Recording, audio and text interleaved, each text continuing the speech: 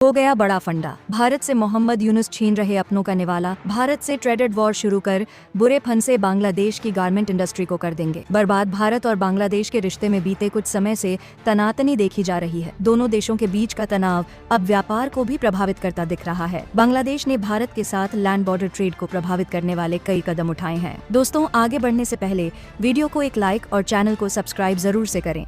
इसके जवाब में भारत ने भी बांग्लादेश को इंडियन लैंड कस्टम स्टेशनों के जरिए तीसरे देशों को माल निर्यात करने से रोक दिया है। इससे दोनों देशों के व्यापार पर फर्क पड़ा है और ट्रेड वॉर जैसी स्थिति पैदा हो गई है। एक्सपर्ट का कहना है कि ये स्थिति आने वाले समय में बिगड़ भी सकती है, जिससे बांग्लादेशी अर्थव्यवस्था को तगड़ा झटका लगेगा। ईटी की रिपोर्ट के मुताबिक बांग्लादेश की मोहम्मद यूनुस के नेतृत्व वाली अंतरिम सरकार ने पिछले महीने भारत के साथ 3 जमीनी बंदरगाहों लैंड पोर्ट को बंद कर दिया था। इसके बाद पोर्ट के संचालन के लिए आवश्यक बुनियादी ढांचे की कमी का हवाला देते हुए एक और बंदरगाह को अस्थायी तौर पर बंद कर दिया है। मोहम्मद यूनुस ने भूमि बंदरगाहों के माध्यम से भारत से सूत के आयात को भी रोक दिया।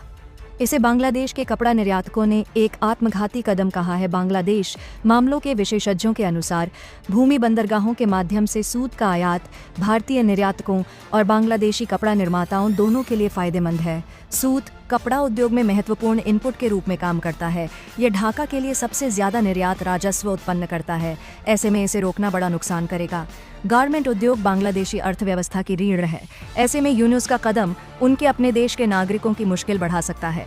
भारत ने भी मंगलवार को एक महत्वपूर्ण ट्रांसशिपमेंट फैसिलिटी को रद्द कर दिया है। यह फैसिलिटी बांग्लादेश को इंडियन लैंड कस्टम स्टेशनों के माध्यम से तीसरे देशों को माल निर्यात करने की अनुमति देती थी।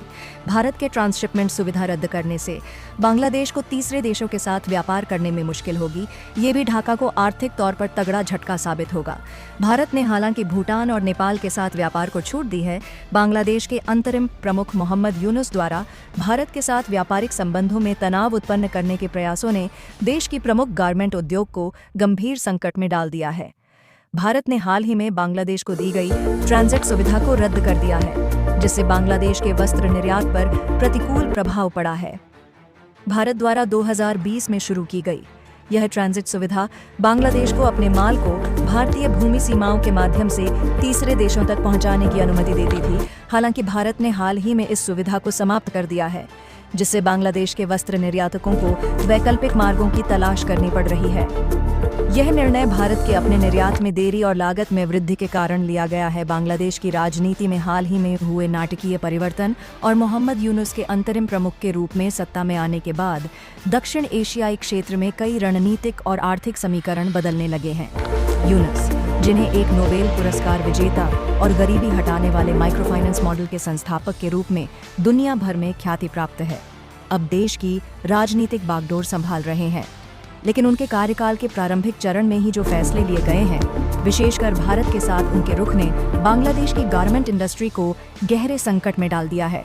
यह वही इंडस्ट्री है जो बांग्लादेश की अर्थव्यवस्था की रीढ़ मानी जाती है, जो देश के कुल निर्यात का 84% हिस्सा बनाती है और करीब 4.5 मिलियन लोगों को प्रत्यक्ष रूप से रोजगार देती है, जिनमें अधिकांश महिलाएं हैं। यूनुस सरकार ने व्यापारिक नीतियों में एक स्वतंत्र रुख अपनाने का दावा करते हुए भारत से कई मसलों पर दूरी बनानी शुरू की। इसमें सबसे बड़ा झटका भारत द्वारा बांग्लादेश को दी गई ट्रांजिट सुविधा को समाप्त करने के फैसले से लगा।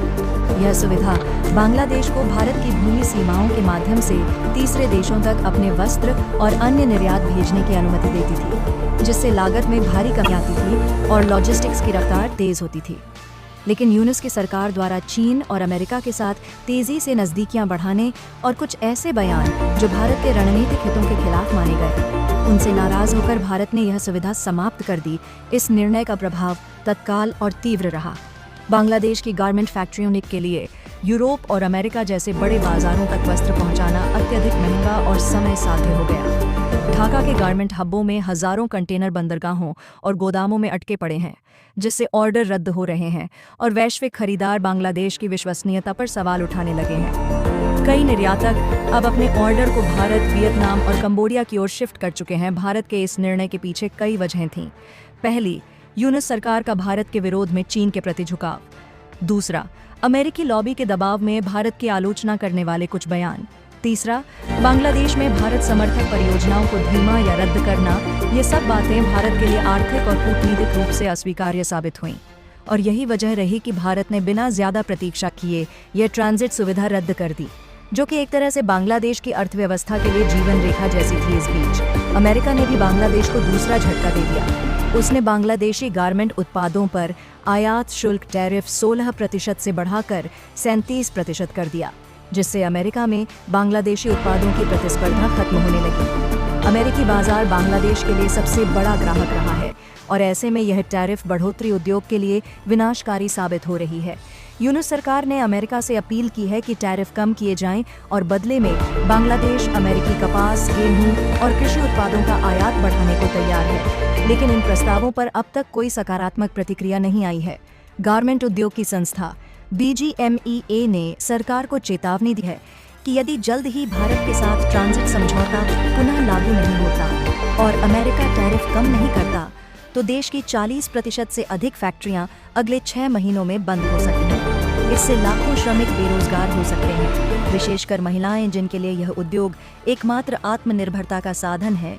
इन हालातों में चीन को एकमात्र विकल्प के रूप में देखा जा रहा है, लेकिन चीन द्वारा की जा रही पेशकशें, जैसे कि विशेष आर्थिक क्षेत्र ASEAN में निवेश या टेक्सटाइल मशीनरी की आपूर्ति, अभी तक जमीनी स्तर पर उतर नहीं पाई है।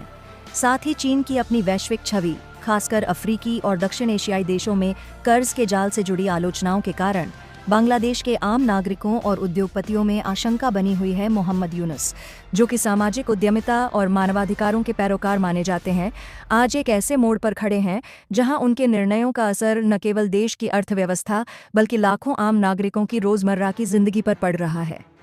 यूनुस का यह कहना कि बांग्लादेश को भारत पर निर्भर नहीं रहना चाहिए एक आदर्श वाक्य की तरह अच्छा जरूर लगता है, लेकिन व्यवहारिक रूप से यह नीति आत्मघाती सिद्ध हो रही है। आज बांग्लादेश की सड़कों पर रोजगार खोने वाले श्रमिकों के विरोध प्रदर्शन शुरू हो चुके हैं। कई फैक्ट्रियों में हड़तालें चल रही हैं।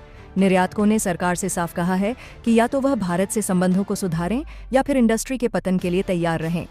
भारत सरकार ने हालांकि स्पष्ट कर दिया है कि जब तक यूनुस सरकार भारत विरोधी नीति नहीं छोड़ती और भारत के हितों के खिलाफ कोई कदम नहीं उठाती, तब तक ट्रांजिट सुविधा बहाल नहीं की जाएगी।